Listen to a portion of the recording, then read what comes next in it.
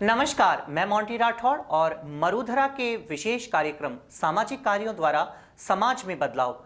आज हमारे साथ मौजूद हैं अजमेर शहर की वो जानी मानी शख्सियत जो राजनीतिक क्षेत्र हो, सामाजिक क्षेत्र हो या प्रशासनिक क्षेत्र हो, अपनी अग्रणी भूमिका के साथ में तीनों के साथ में सामंजस्य बिठाकर एक सामाजिक सरोकार के लिए काम करते हैं। आज मरुधरा के कार्यक्रम में उपस्थित हैं अमर सिंह जी राठौड़। अमर सिंह जी, आपका हार्दिक स्वागत एवं अभिनंदन। बहुत बहुत धन्यवाद।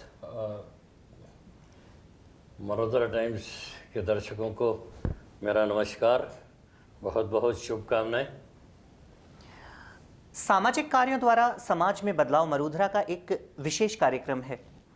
सर, सामाजिक सरोकार की ये जागृति, इस कार्यक्रम की शुरुआत करने से पहले मैं आपके जीवन परिचय के बारे में जानकारी लेना चाहूँगा। सर, जीवन की शुरुआत, आपकी प्रारंभिक शिक्षा कहाँ से हुई? मेरी प्रारंभिक शिक्षा अजमेर का एक छोटा सा गांव रामनगर जी, क्योंकि जिस समय मैं पैदा हुआ 1953 में, तो रामनगर एक अलग अंग्रेज़ों की बसाई हुई कॉलोनी थी। उस कॉलोनी के अंदर मेरा जन्म हुआ और वहीं सामने घर से 100 गज दूरी पे स्कूल थी, राजकीय मिडिल प्राइमरी स्कूल। उसमें मेरी प्राइमरी तक मेरी स्कूलिंग हुई। उसके बाद वो मिडिल के लिए हम दिल्ली गेट स्कूल में हमने एडमिशन लिया, लेकिन गवर्नमेंट ने उसी स्कूल को रेस कर दिया, तो वापस उसी साल में वो रामनगर स्कूल में ही हमने मिडिल स्कूल वहाँ से किया। हायर सेकेंडरी हमने NCERT का जो कोर्स लॉन्च हुआ था, demonstration multipurpose higher secondary school ji, regional college ji, उसमें मैंने हायर सेकेंडरी वहाँ से किया। जी, और उसके बाद मेरी एडमिशन कॉलेज मैंने DAV कॉलेज में लिया, लेकिन मेरा सक्सेस नहीं रहा, तो मैं श्रमजीवी कॉलेज में पढ़ा, ग्रेजुएशन किया। लॉ ग्रेजुएशन मैंने गवर्नमेंट कॉलेज से किया, पोस्ट ग्रेजुएशन किया। अभी मैंने LLM Udaipur university, Pacific university of Udaipur है, वहाँ से मैंने अभी LLM कंप्लीट किया अपना जी। और प्लानिंग है कि PhD भी मैं इस बार एडमिशन लेके PhD भी अपनी करूँगा। रामनगर के एक छोटे से गांव से आपकी शिक्षा शुरू हुई और आज आप उदयपुर से LLB की अपनी पढ़ाई कर रहे हैं और आगामी आप PhD डॉक्टर की डिग्री भी, उपाधि भी आप लेने वाले हैं। उसके लिए भी आपको बहुत बहुत शुभकामनाएं। सर, आपकी पारिवारिक पृष्ठभूमि, कितने भाई बहन हैं, पिताजी, माताजी? मेरे पिताजी यहाँ JLN हॉस्पिटल, उस टाइम में विक्टोरिया हॉस्पिटल हुआ करता था जी, उसमें पैरामेडिकल स्टाफ थे और फर्स्ट ग्रेड कंपाउंडर से वो 1977 में रिटायर हुए थे जी, और उन्होंने वो डिस्पेंसरी के इंचार्ज हुआ करते थे जी। आज जो डॉक्टर सुमित शर्मा जी ने जेनरिक मेडिसिन्स को जो इंट्रोड्यूस किया है जी, मैं उन मेडिसिन्स को उस ज़माने से जानता हूँ जब मेरे फादर उस डिस्पेंसरी में सल्फागुलोडिन, सल्फाडाइजीन, एस्पिरिन, कार्बोनेटिक मिक्सचर, ये सारी जेनिक मेडिसिन्स ही वहाँ से अवेलेबल कराई जाती थी। जी, जी, तो मेरे father he was dead honest, उन्होंने कभी प्राइवेट प्रैक्टिस नहीं किया जी, और उन्होंने, हम 4 भाई बहन थे, हमारे सबसे बड़ी हमारी बहन थी, जी, मैं, मेरे बाद 2 छोटे भाई और हैं जी, अनफॉर्चुनेटली मेरे बड़ी बहन, आई लॉस्ट हर इन 1980। उन्होंने पॉलिटिकल साइंस में PhD किया था जोधपुर यूनिवर्सिटी से जी, और मैंने अपनी जैसी एजुकेशन आपको बताई, मेरे से छोटे, मैं फिर कलेक्ट्रेट में मैंने 40 साल अपने सर्विस करी है। मेरा छोटा भाई था एक भगत सिंह, जी, जो रेवेन्यू बोर्ड में सर्विस करते थे। Unfortunately I lost him in 2012 नवंबर। और मेरे सबसे छोटा भाई है, वो ओरिएंटल इंश्योरेंस कंपनी से असिस्टेंट एडमिनिस्ट्रेटिव ऑफिसर की पोस्ट से रिटायर हुए हैं जी, एंड वेल सेटल्ड, सर्वेश्वर प्रभु की कृपा से।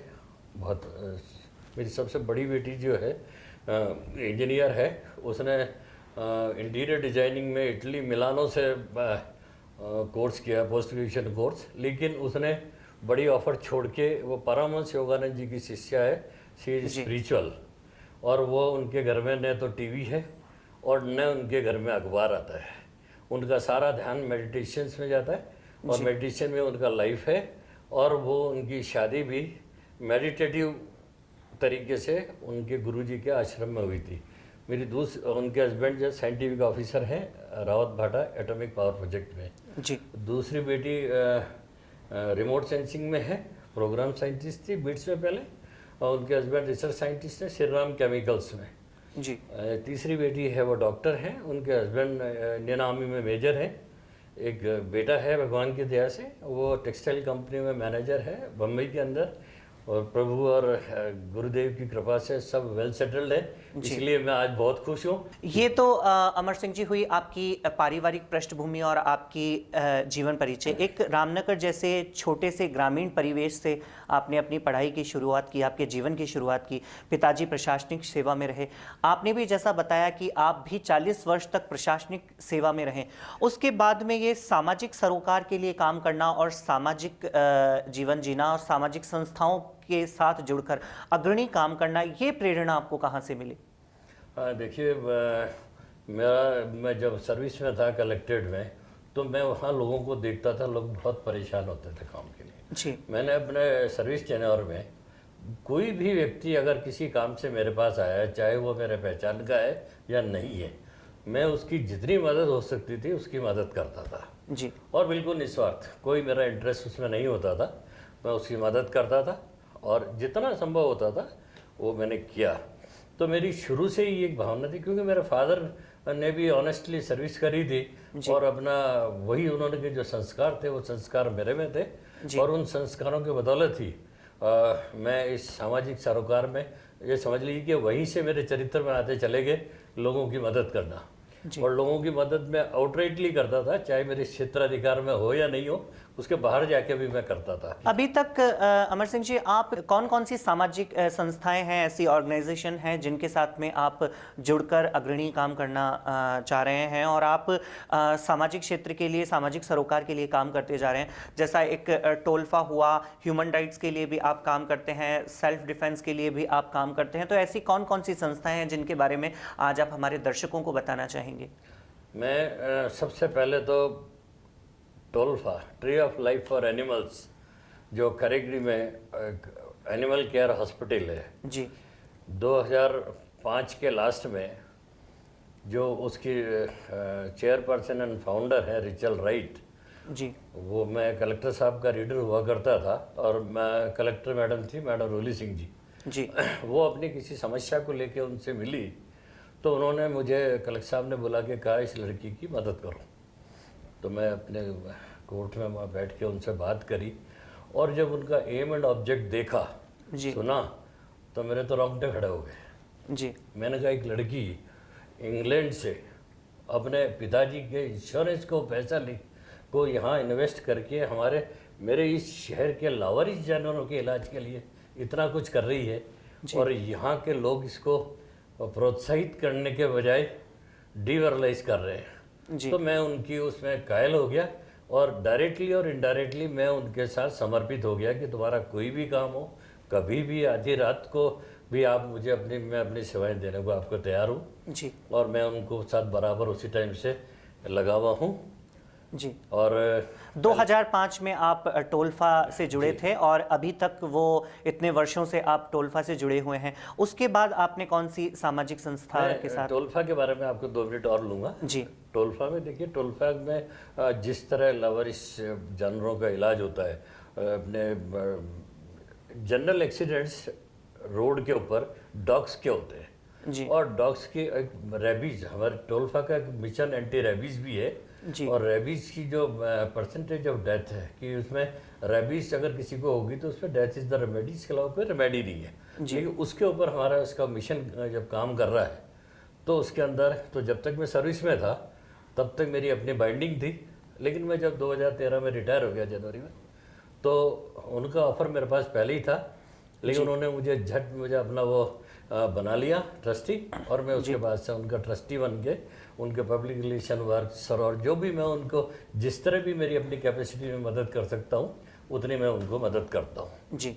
और इसी के बदौलत गौरव गोयल सर जी तत्कालीन कलेक्टर थे, जी अजमेर के, तो जी। हमने एक बुक लॉन्च करी थी, how to behave with the animals, जी चिल्ड्रन बुक थी, और एक डीवीडी भी करी थी। तो उसके जी लॉन्चिंग के लिए हमने गौरव गोयल सर को बुलाया था। जी गौरव गोयल साहब के शब्द थे कि मैंने 10 साल में ऐसा ऑर्गेनाइजेशन नहीं देखा, ऐसे डेडिकेटेड वर्कर्स नहीं देखे, और ये इनका देख के मतलब उनका अप्रिसिएशन सुन के मन को एक तसल्ली हुई कि somebody is there who is appreciating the work of टोल्फा।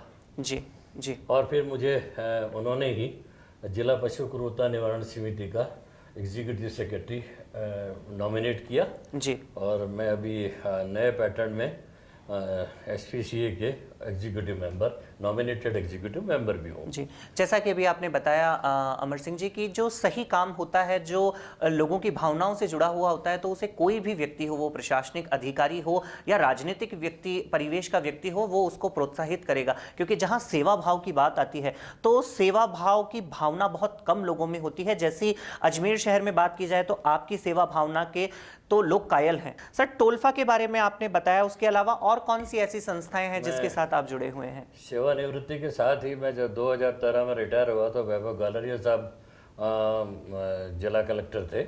जी तो जब हमारा फेयरवेल हो रहा था तो हमने फेयरवेल में कहा, भाई पहले हमारी सुनो। तो हमने बताया कि हमने 40 साल इस कलेक्ट्रेट में पूरी अपना यौवन यहाँ दिया है, जी और इस यौवन के अंदर दिन रात हमने इलेक्शन में हमारा दिन नहीं देखा, त्यौहार नहीं देखे, हमारा ऑफिस में ही गुजरता था। लेकिन उस काम की लगन कर उसका देख कर उसके टाइम पे मुझे कई बार जिला प्रशासन की ओर से 26 जनवरी और 15 अगस्त को पटेल स्टेडियम पे अनेकों बार सम्मानित भी किया गया जी ड्यूरिंग द सर्विस टेन्योर। जी और उसके बाद में मेरे इसको देख के उन्होंने मुझे सिविल डिफेंस का चीफ वार्डन नॉमिनेट किया, और chief warden civil defence nominate करने के बाद में मैं civil defence awareness and disaster management पे मैंने अजमेर की मैक्सिमम स्कूलों के अंदर, गवर्नमेंट स्कूल्स में तो वर्कलोड इतना था कि उन लोगों के पास टाइम नहीं होता था। जी मैंने प्राइवेट स्कूल्स में जाके उनसे वो ये बताया, तो उन्होंने मुझे इनवाइट कर मुझे कहा कि आप आइए, बिल्कुल श्योर। और वहाँ उन स्कूलों के अंदर हमने जब ये वर्कशॉप ऑर्गेनाइज किए तो पहली बार तो हम गए थे जी उसके बाद तो उनका इन्विटेशन आते कि आप कब आ रहे हो। सो मेनी स्कूल जिन्होंने जिसमें हमको बुलाया, और हमने फिर हमारा वो बुलाते चले गए कि हम और हमने उस सब्जेक्ट को आप थोड़ा सा बताना चाहूँगा जी कि हमारे इन प्रयासों ने रंग लाया कि हमारे 2015 के अंदर जी हमारा 6 दिसंबर को raising day of the civil defence होता है। जी उस रेजिंग डे वाले दिन हमने हमारे माननीय शिक्षा मंत्री वासुदेव जी देवनानी जी थे, जी, पूर्व शिक्षा राज्य मंत्री पूर्व शिक्षा मंत्री, तो उनको हमने उसमें निमंत्रण दिया। जी वो आए तो हमने उनको बताया कि जो मूल सिविल डिफेंस थी उसके अंदर 5 सर्विसेज थी। जी सबसे पहले जिला कलेक्टर का स्टाफ जी जो मॉनिटरिंग और जहाँ से सारा काम शुरू होता है। जी दूसरा RACB जी जहाँ से ब्लैकआउट का काम होता था, प्लस एक सायरन बोलने का काम होता था वो कि ब्लैकआउट का टाइम हो गया तो वहाँ वो स्विच होता था, तो पूरे एरिया में वो हो जाता कि ब्लैकआउट का टाइम करना है जी होता था। Fire and search and rescue के लिए नगर पालिका या नगर परिषद वो उसकी टीम होती थी, तो उनके एम्प्लॉयज़ होते थे। जी और फर्स्ट एड के लिए हॉस्पिटल की टीम होती थी जी और लास्ट में पब्लिक अवेयरनेस के लिए एजुकेशन वाज ओनली, क्योंकि वो पब्लिक के डायरेक्ट टच में होते थे। और एयर अटैक्स के लिए इसका सिविल डिफेंस ऑर्गेनाइजेशन का फॉर्मेशन हुआ था। तो हमने उनसे कहा कि सिविल डिफेंस की मूल जड़ शिक्षा विभाग है जी, आम नागरिक को जागरूक करने का कार्य शिक्षा विभाग ही करता था और आप खुद उस शिक्षा विभाग के वो हैं और हमारी आपसे विनती है कि इसको आप इसमें करिए जी। तो उन्होंने उस बात को समझते हुए वही हाथों हाथ उन्होंने उसको अनाउंस किया कि इसको स्कूली शिक्षा में पढ़ाया जाएगा जी। और हमारे इन एफर्ट्स को और इन कार्य के लिए गवर्नमेंट ऑफ राजस्थान ने मिनिस्ट्री ऑफ होम अफेयर्स को हमारा नाम भेजा जी। और हमारे को director general civil defence home guard and fire services की ओर से ये जो आप देख रहे हैं जी कमेंडेशन डिस्क 2015 में हमें बोलिए this is proud of me जी कि आफ्टर रिटायरमेंट सर्विस के बाद जी अगर एक इस तरह का एनकरेजमेंट होता है जी तो matter of proud of it. यानी सिविल डिफेंस के माध्यम से 2015 में पूर्व शिक्षा राज्य मंत्री जी ने आपको सबसे बड़ा आपके जीवन का तोहफा जो है कि रिटायरमेंट के बाद भी आपको जो मिला वो एक तोहफे से कम नहीं है जी हाँ। कि आपकी मेहनत को शिक्षा के क्षेत्र में लाया गया और बच्चों के भावी भविष्य के लिए शिक्षा में उसको उतारा गया। सर इसके अलावा सर आप और कौन कौन सी संस्थाएं हैं, सामाजिक संस्थाएं, जैसा आपने टोलफा हुआ है? मैं भी साथ में सड़क सुरक्षा सोसाइटी में भी मैंने एज ए कोऑर्डिनेटर काम किया जी और रोड सेफ्टी फॉर किड्स जी मैंने वेरियस स्कूल्स के अंदर जी बच्चों के लिए अवेयरनेस प्रोग्राम करवाया जी और बच्चों में अवेयरनेस प्रोग्राम करवाया तो उसका रिजल्ट ये रहा कि वो बच्चों में राइडिंग के टाइम पे क्या क्या हमें प्रिकॉशंस बरतनी चाहिए, हेलमेट यूज़ करना चाहिए, ब्रेक कैसे करना चाहिए, सारी चीज़ एक्सीलेटर वगैरह का और एवरी सिस्टम वाज जी उनको सिखाया गया। जी तो हमने ये सड़क सुरक्षा सोसाइटी बच्चों के लिए ये भी किया। फिर उससे हमने जो स्वाइन फ्लू एक डिजीज़ आई थी जी तो जी हमने स्वाइन फ्लू में हमारे यहाँ डिप्टी चीफ वार्डन थे डॉक्टर आलोक वर्मा जी जो राजस्थान शिक्षा बोर्ड में जो डिस्पेंसरी है जी उसके इंचार्ज हुआ करते थे, उनका सहयोग लेके हमने कई जगह वो स्वाइन फ्लू प्रिवेंशन मेडिसिन का डिस्ट्रीब्यूशन किया जी और इंजीनियरिंग कॉलेज, विमेंस कॉलेज, मतलब जहाँ जहाँ जिन संस्थाओं में सब जगह कर सकते थे हमने वो काम भी बहुत किया। जी स्वाइन फ्लू की आप बात कर रहे थे तो अभी कोरोना काल चल रहा है, एक वैश्विक महामारी के रूप में कोरोना देश में आया है, पूरे विश्व में जिसने तबाही मचा दी है। कोरोना चीन के वुहान शहर से कोरोना वायरस निकला और पूरे विश्व की अर्थव्यवस्था को चौपट कर दिया। इसमें भी आपने बढ़ चढ़कर इस उम्र में भी आपने, अमर सिंह जी, बहुत अग्रणीय काम किया। आपने शिक्षा का क्षेत्र रहा हो, वो सामाजिक क्षेत्र रहा हो, राजनीतिक क्षेत्र रहा हो, वो पत्रकारिता का क्षेत्र रहा हो या वो चिकित्सा का क्षेत्र रहा हो, आपने सब जगह बढ़ चढ़कर काम किया। इसके लिए भी आप बधाई के पात्र हैं। तो सर ये सारी चीज करना, ये सारा मैनेजमेंट, ये सारा इंस्पिरेशन इस उम्र में भी करने की शक्ति आपको कहाँ से मिलती है? देखिए, मैं आप सबसे बड़ी बात है कि आप अपने मन को ट्रांसपेरेंट रखिए जी और ऊपर वाले में विश्वास रखिए। जी आप अपना ये रखिए कि मेरा ध्येय, मेरा मोटो जनहित में है जी और इसमें मेरा व्यक्तिगत स्वार्थ कहीं नहीं है। जी आपको कोई ताकत आपके किसी काम को नहीं रोकेगी, आपको बल्कि पुश बैक करेगी। आप पत्रकारिता वाली बात करी तो मैं जब कलेक्ट्रेट में था तो प्रशासन विभाग में था तो कांग्रेस पार्टी के, बीजेपी पार्टी के या और किसी भी पार्टी के लोग आते तो सारे मेरे मित्र थे जी क्योंकि जो भी गवर्नमेंट होती थी हमारी होती थी, जी चाहे whether it is of BJP जी गवर्नमेंट, बिकॉज हम गवर्नमेंट के एम्प्लॉय थे जी और जब शासन के हम एम्प्लॉय हैं तो हमारे लिए तो गवर्नमेंट एक ही है, जी जो भी है वो हमारी गवर्नमेंट है। जी तो हमारे सभी लोगों से, बीजेपी, कांग्रेस, सबसे मेरा भाईचारा रिश्ता रहा और आज भी सबसे भाईचारा रिश्ता है जी और आज भी वो मुझे मान सम्मान देते हैं। मेरे जीवन में मैं बहुत भाग्यशाली हूँ। मेरे स्कूल के साथी भी आज मेरे साथ हैं और जिनके साथ भी मैं जुड़ा हूँ, जी आज तक जुड़ा हुआ हूँ, मेरे से कोई अलग नहीं हुआ है। जी हाँ, इतना अमर सिंह जी आपका वर्चस्व रहा, आप प्रशासनिक सेवा में आपने 40 साल सेवाएं दी, कभी आपका मन राजनीति में जाने का नहीं बना? नहीं, मैंने राजनीति को मैंने बहुत करीब से देखा है। मैंने 84-85 की जो राजनीति थी, जब मिसेस गांधी का असिस्नेशन हुआ था जी और उसके बाद जब राजीव गांधी जी आए थे और आज राजस्थान में हरदेव जोशी जी की गवर्नमेंट बनी थी और यहाँ ललित भाटी जी, राजकुमार जयपाल जी और नीलिमा शर्मा जी और सब ये एमएलए बने थे और विष्णु मोदी जी अब सांसद बने थे। अभी काफ़ी मेरे अच्छे नज़दीकी हमारे उनमें से थे, लेकिन मैंने देखने के बाद कहा नहीं, हम इतने सक्षम नहीं हैं राजनीति के लिए। राजनीतिक गुण होना भी जरूरी है जी और वो हमारे पैतृक गुणों में से था नहीं जी तो हमने जब जो हमारे पास है ही नहीं तो फिर हम वहाँ क्यों एंटर हुए? जी तो हम तो आप में सदैव समर्पण की भावना रही कि बस जो समाज सेवा का जो काम है, लोगों के लिए जितना कर सकते हैं समाज सेवा के माध्यम से, उसकी भावना को लेकर आप आगे बढ़े और आज ये मुकाम आपने हासिल किया। मैं इसमें आपको एक और बात बताऊं, मैं सेवानिवृत्ति के बाद मेरे सारे वर्क वॉलेंट्री वर्क है।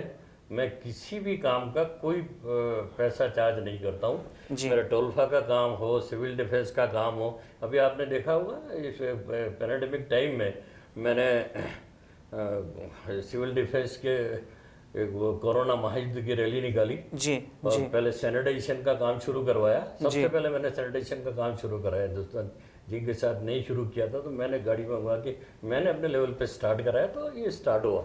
फिर मैंने पशु पक्षियों का भी ध्यान रखा। जी हमने पशु पक्षियों के लिए वो मेरी हेल्प ली मैंने टोलफा से, गाड़ी और वॉलंटियर लिए वहाँ से, जी और वहाँ चारा करके जहाँ जहाँ लावारिस गायें थी उनको हमने चारा वारा डिस्ट्रीब्यूट किया। और पक्षियों के लिए एक अलग तरह का एक टिन शेड को काट के जी उसके अंदर की दाना और पानी की व्यवस्था करवाई। जी और इससे प्रभावित होकर एक प्रोफेसर A.K. सिंह है, जी जो safety professional association of India के प्रेसिडेंट हैं, उन्होंने मुझे नेशनल कन्वीनर अपना नॉमिनेट किया। जी मुझे एक अच्छा प्लेटफॉर्म लगा, because it was the platform for enforcement of the laws, जी और वो मेरा इंटरेस्ट का सब्जेक्ट भी था। जी तो मैंने उस बैनर पे सिविल डिफेंस के वॉलंटियर्स, चाहे मेडिकल के वॉलंटियर्स, चाहे मीडिया के वॉलंटियर्स, जिन्होंने कोरोना वॉरियर्स के साथ, जिन्होंने मौत और ज़िंदगी को सामने रख के अपनी ज़िंदगी की परवाह नहीं करके जिन्होंने सेवाएं दी, योद्धा बन के काम किया, मैंने उनको अपने मन से प्रसन्न होकर सबका वेलकम किया जी कि सबको मैंने सम्मानित किया, उनकी हौसला अफजाई करी, और मुझे खुशी होती है कि मैंने उनको सबको सम्मानित किया। अभी पिछले दिनों आप भी मेरे साक्षी रहे हैं, जी 2-3 मैंने कैंप लगवाए जी इसके कोविड-19 की जांच के। जी प्रगति नगर कोटड़ा जिस कम्युनिटी में मैं रहता हूँ, जी वहाँ मैं अवेयरनेस प्रोग्राम भी करता रहता हूँ, और इसके टेस्ट भी, जी कैंप भी लगवाए। जी और नेचुरल है, अब काम कर रहे हैं, तो आप लोगों का सहयोग जितना हमें मिलता है, सभी लोगों ने मुझे। जी अमर सिंह जी, आप सामाजिक संस्थाओं के साथ साथ धार्मिक प्रवृत्ति के भी हैं, आप धर्म कर्म में भी बढ़ चढ़कर हिस्सा लेते हैं, तो ऐसी कौन सी धार्मिक संस्था है जिससे आप जुड़े हुए हैं और जिनकी सेवा और प्रेरणा से आप सारा काम करते हैं? देखिए, आपने मेरे प्रभु को याद कर लिया है और आज उनको याद नहीं करता, तो वास्तव में मेरी बहुत बड़ी गुस्ताखी होती। ये सारा जो कुछ है, मैंने आपसे कहा था कि शब्द उनके हैं, बोल मैं रहा हूँ। जी निम्बार्क तीर्थ गुरु श्री राधा सर्वेश्वर शरण जी महाराज, जो गोलोकवासी हो गए, वो मेरे गुरु आराध्य थे। मैं सन 1982 से उनके संपर्क में था, और उन्होंने मुझे मंत्र उस टाइम ये ज्ञान दिया था कि कर्म से बड़ा गुरु कोई नहीं है। जी तो मैंने हमेशा कर्म को प्रधान मानते हुए कर्म ही कर्म करता चला गया। जी लेकिन जीवन में कर्म के बाद एक अवस्था आती है जब धर्म की भी आवश्यकता होती है। जी और जब धर्म की आवश्यकता हुई तो गुरुदेव ने अपने आप मुझे अपने पास बुलाया, अपने पास बुला के अपने सानिध्य में लिया।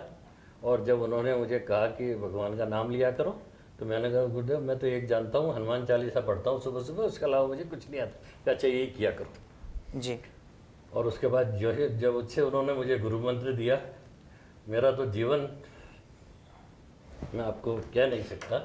जी समझ लीजिए कि कृष्ण के घर या सुदामा के घर कृष्ण आ गया। बिल्कुल, और यानी उसके बाद धार्मिक मेरा जीवन समझ लीजिए मेरी कल्पना के बाहर हुआ। मैं कल्पना नहीं कर सकता कि मेरे मकान ऐसा होगा, मेरे बच्चों की शादी ऐसे होगी। और 3 साल में 2008 के बाद जी मेरे रिटायरमेंट से पहले पहले मेरे 3 बच्चियों की शादी, मकान, ये वो, इतनी आप जैसे लोगों के बीच में बैठने का अवसर, जी ये सब मेरे गुरुदेव की कृपा है। जी तो मैं प्रणाम करता हूँ गुरुदेव को आपके इस चैनल के माध्यम से भी, और मेरे गुरुदेव को उनकी जितनी भी जय जयकार की जाए उतनी कम है।